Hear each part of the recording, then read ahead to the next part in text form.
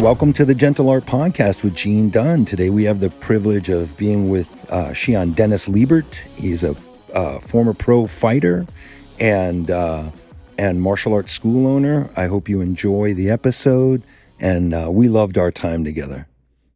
I told Walter that you're from Philly, and you're one of the toughest guys I ever knew or I've ever known, and you were Bernard Hopkins' sparring partner. And Walter was like, wow, that Bernard Hopkins is amazing. Only for two fights. Only for two fights. How many rounds did you do with Bernard Hopkins? The most I did at one time was 4. But I'd always do 3. I would do 3 rounds. But when he fought Jermaine Taylor the first time, I did maybe like 8 days or whatever, like 8 different times, 3 rounds. 8 consecutive days? And then he 8 consecutive days, or no, it'd be like, you break up the camp? No, we'd break up. So I was in like his basic camp, like here in Philly. And then as it would get closer, he would go down to Miami. Okay. And, so you did 8 days. That's 24 rounds for Jermaine Taylor. Jermaine Taylor did 10 rounds with Bernard Hopkins and had trouble, right? So the 24 rounds with Bernard Hopkins is a big deal, bro. Well, so like, what were you working out in the boxing gym and you got to know him, or did his trainer bring you in? How did that happen? So when we I worked out when I was fighting. I fought out of this gym, Upper Darby boxing gym, and Bernard worked at another gym. I think it was actually Champs. But then after I was already done fighting, and he started training out at Upper Darby, and he was still fighting. And my cut man started doing training for him. Was doing strength training with him. So then I found out, I'm like, yo, Frank, hook me up. Like, I want to work with him. Like, he said, he ain't gonna work with you. Like, why? He's like, were you middleweight, Den? Yeah, 160. Yeah. So a white middleweight, he's not gonna work with you.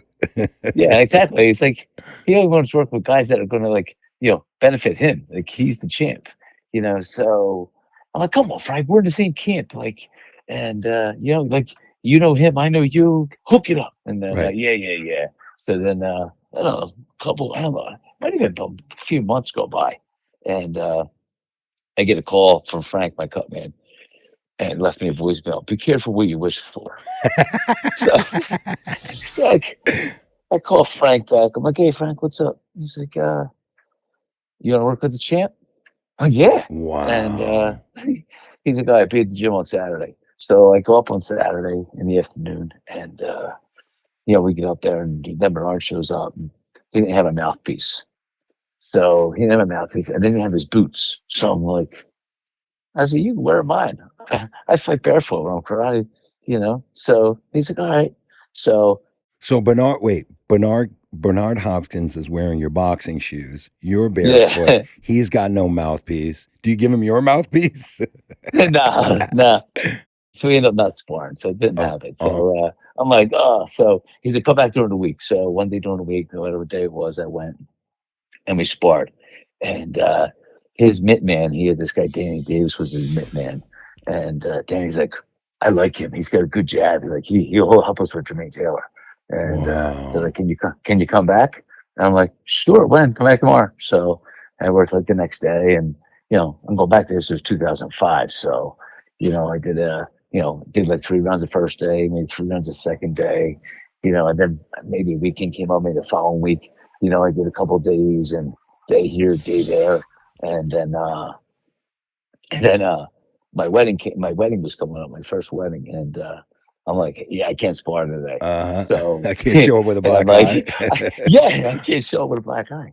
And so it was funny that he would never let anybody video them. Video him sparring. No. And the news was there. So he's like, I'll tell you what, I was always the first guy. He would spar with like 4 different guys. I would go 3 rounds, and another guy go in and go 3 rounds, have another guy go and go 3 rounds, and then a fourth dude go and go 2-3 rounds. So he would just he would bang, and just a new guy every 3 rounds. Wait, I got some questions before you tell us about that wedding day. So Sure. the first round you do with Bernard Hopkins, like, first of all, like, were you nervous? Like, how does it, like, I remember like getting, like, I was asking Mr. Vizio to spar with me for a year, for a complete year. It was no. And then I remember the day that it was yes. And he was like, okay, go in the back room of Mr. Miyazaki's, put on your equipment, and I'll be in there in 5 minutes. Right. So he comes inside, he's got his equipment on. He puts on the timer and he says, move. And I was so nervous, and he kicked me, and like, he kicked my kidneys, and I was urinating blood for days. Like, and it was not a good experience. It was difficult. It was what I signed up for. But so, like, were you nervous, or like, what made you say, like, come on, hook me up? Like, hook me up with a champ. I don't know. I don't know. Like, I don't know. Young and dumb, I guess. I don't know. But I was that young. I think it was like 30. Were you that confident in your boxing to go with the world champion? It was like kind of like we're in the same camp. He ain't gonna kill me. Oh, so okay, the first okay, round okay. I did that's how I thought. That was my perception. Right. So the first round we did, I couldn't touch him. Could not touch him, huh? Couldn't touch him. Like, so without, was he feeling without you like out? running in all sloppy. Uh-huh. He let me work. Like, and he just stayed away. I couldn't touch him with a glove. Wow. Like, through 3 minutes, like, get out of here. Like, then the second round we go, and then we start. I guess he was feeling me out the first round, but like also just moving, not let me touch him. I'm like, wow, just such a great sense of distance, and timing.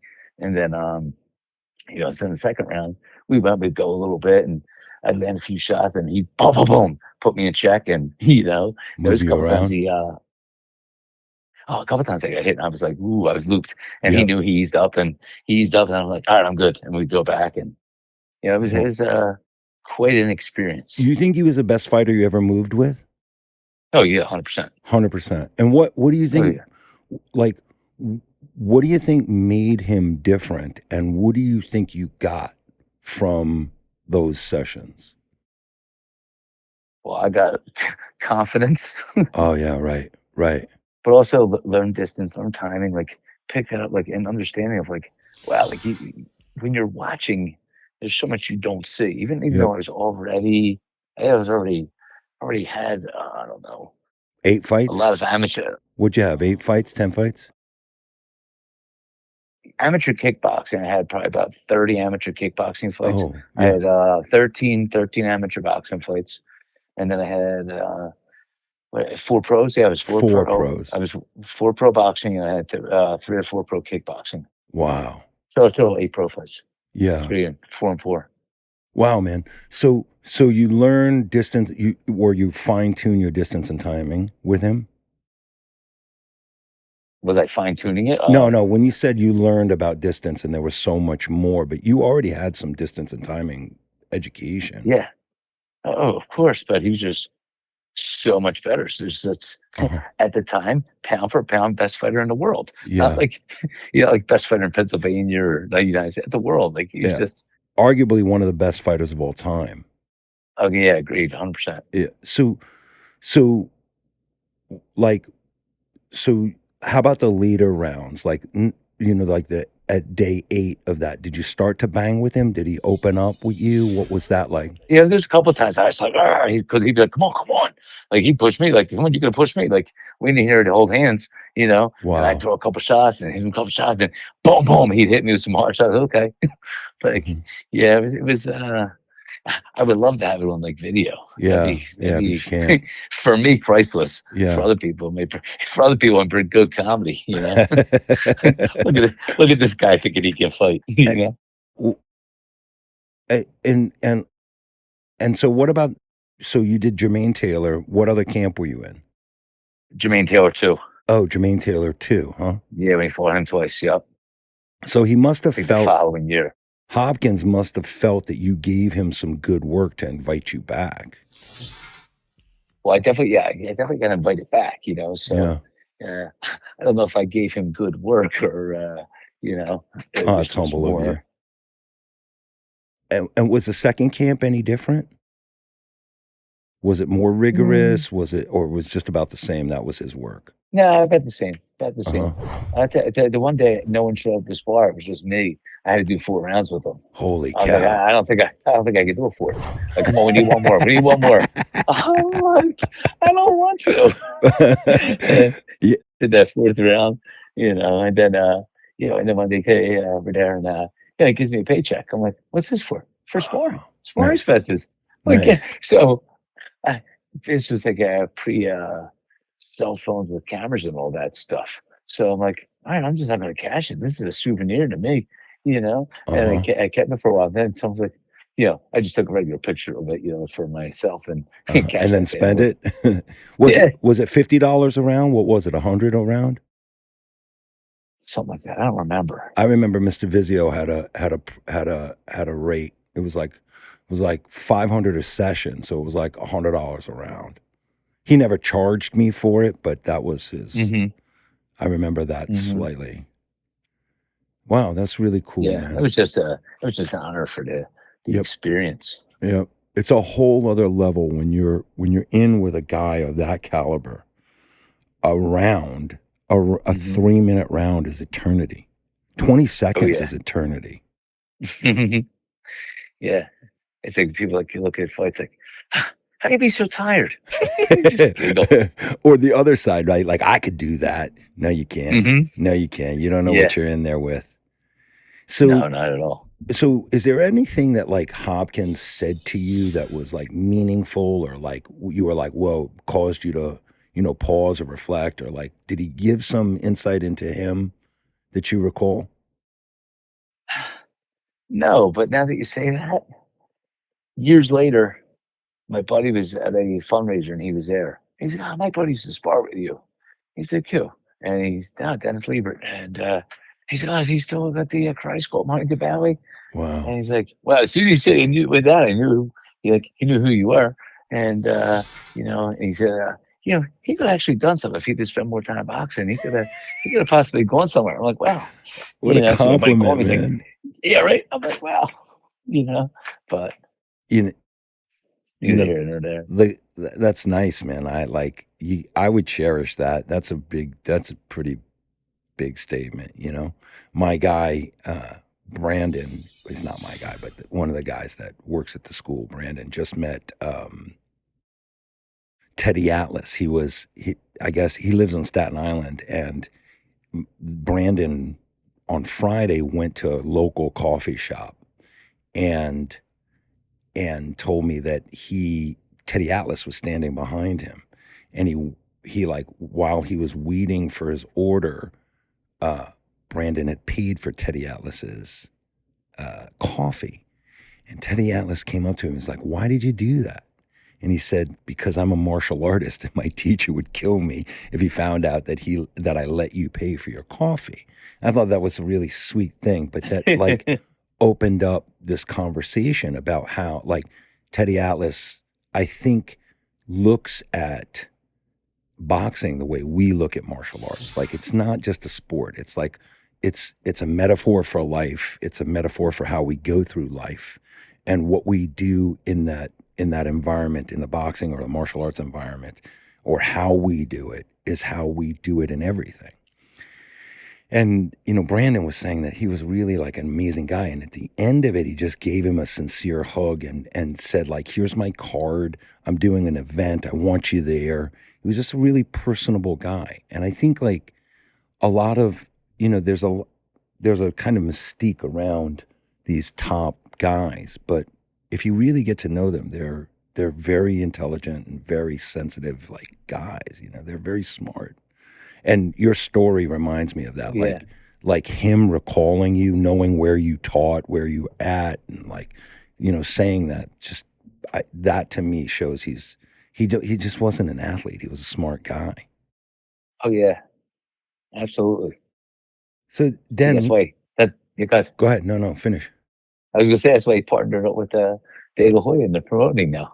Yeah, yeah, yeah, yeah. And he's doing videos, and I see some stuff with him on Instagram that I like. That like he's got I think he knows how to get the best out of people.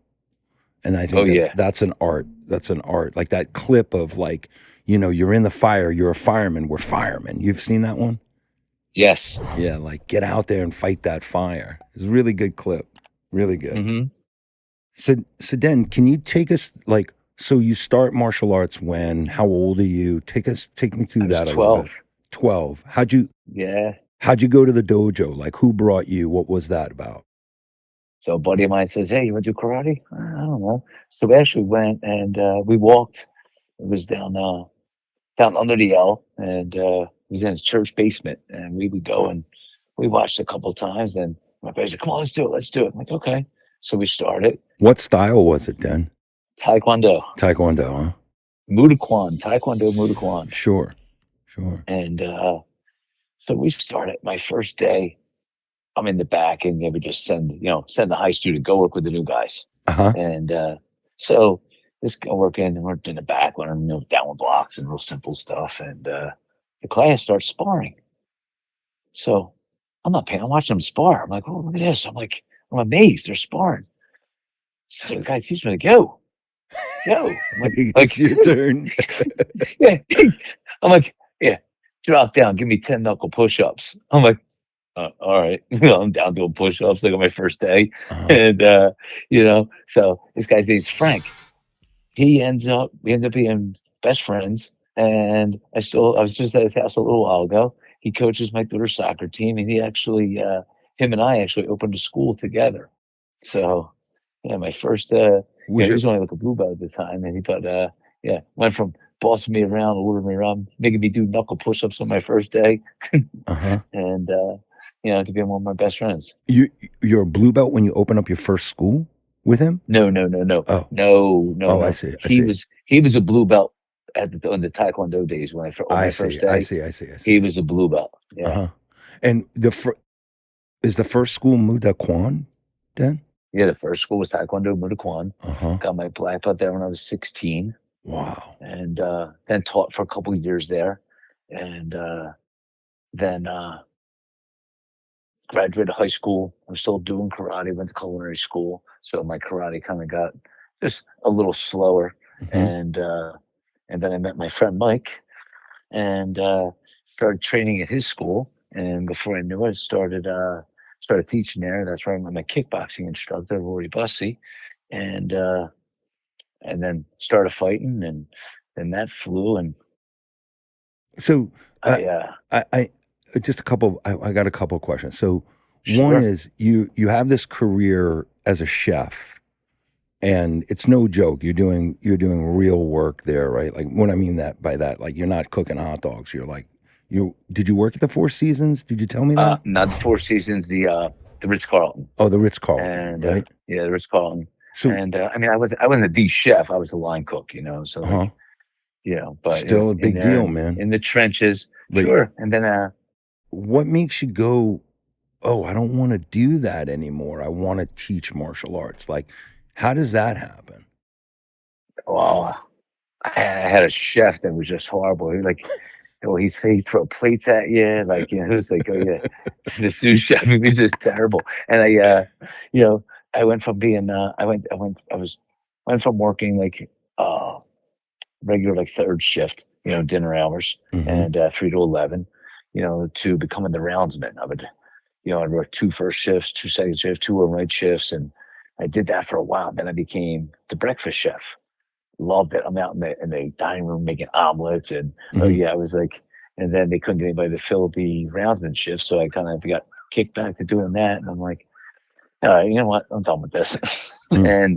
But at the same time, I met Mike Vaga, and we started hanging out more at the school and training more at the school, and I'm like, you know what, I need a break from this chef stuff. They're like, I'm not sleeping right, like 2 days this, 2 overnights, 2 third shifts, 2 first shifts, and it was too much. And started teaching karate and never looked back. Yeah, man. I for one am happy you never looked back. I would never have met you, man. Like, so Yeah. the other thing is like when you're what did you were the sparring partner for Tex Cobb, right? Oh, well, no. Tex Cobb was my sparring partner. How's that? Right? So Go, Dan, so go, buddy. yeah, right. So, but he was. So we I So go up to the gym and those who don't know who Tex Cobb is, Tex Cobb was a heavyweight boxer, but also an yes, actor. He was in not True Romance, Raising Arizona. He was in Raising Arizona, correct. right? He was the Yes. motorcycle like bandit who ends up getting blown up at the end. He tries to steal the baby. What a great role, amazing role. Uh-huh. So Yeah. so how does He fought Larry Holmes. But oh he fought Larry Holmes. He fought everybody. Ken Norton, like Tex fought wow everybody. And I don't know how accurate this is, but I thought I heard someone say Howard Cosell said he would never um, do another boxing match after watching him take a beating from Larry Holmes. oh my gosh, but Yeah, Larry Holmes. he's a legit tough guy, right? Like he was no joke, like legit hard guy. And he's I a mean, karate guy too. He was a kickboxer too. oh right. I heard about that. Mm-hmm. So Tex Cobb, like what you're training, are you training for kickboxing or boxing, and like how does that happen?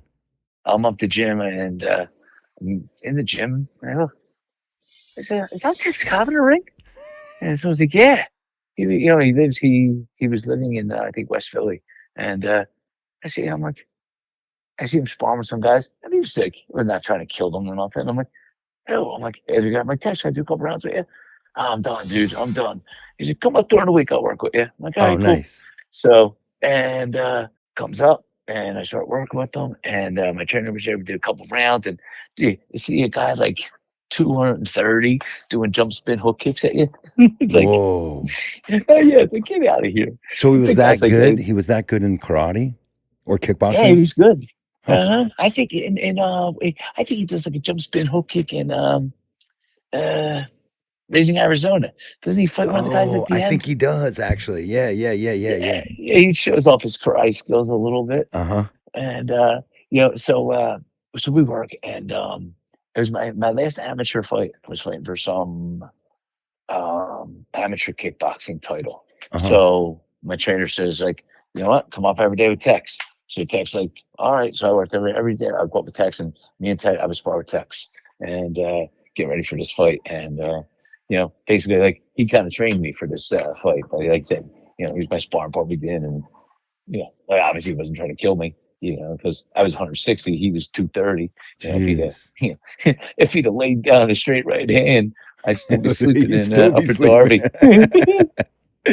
So like I'm taking it he was he knew what he was doing. Like he wasn't trying to hurt you, right? Like so No, what he was great. so you work with him for the whole camp?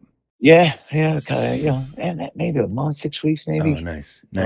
Get ready for this, and And he'd be at the gym all the time. I'd see him. I didn't see him all around Philly, like, and I haven't seen him in years. But anything you remember about him? Like, what did he like? What was that like? What was he like? Did he say anything? Did he have any kind of like thoughts? Was he he was funny. He was funny? always cracking jokes. He had the craziest laugh, and he would ha ha ha. Almost like is that really your laugh? And I remember like saying before the fight, he said, "But listen, get ready for this fight. If the guy's strong and just keeps coming forward, at least you'll be used to that. You're ready for that." And he was a real class act. We one day I pull up to the gym, and he comes walking out of the gym, and I'm like, "Hey, what's up, Tex?" He's like, "I can't work today, but I would just come up and let you know. I don't want to just leave you hanging." He's like, I gotta be in court for something and blah blah blah. But I didn't want to I don't want you to think I stayed you up. Sweet guy. Yeah, Yeah, right. good Like, guy. he could have told me the next time, "Hey, I forgot I had court. Sorry." But when I was ready to come up and tell me, it's like definitely a good dude. Good. Thank you for listening to the Gentle Art Podcast. Please share, rate, and review. And if you have any questions or you'd like to reach out, please contact us at thegentleartpodcast@gmail.com or contact us on Facebook, Instagram, and Twitter or thegentleartpodcast.com.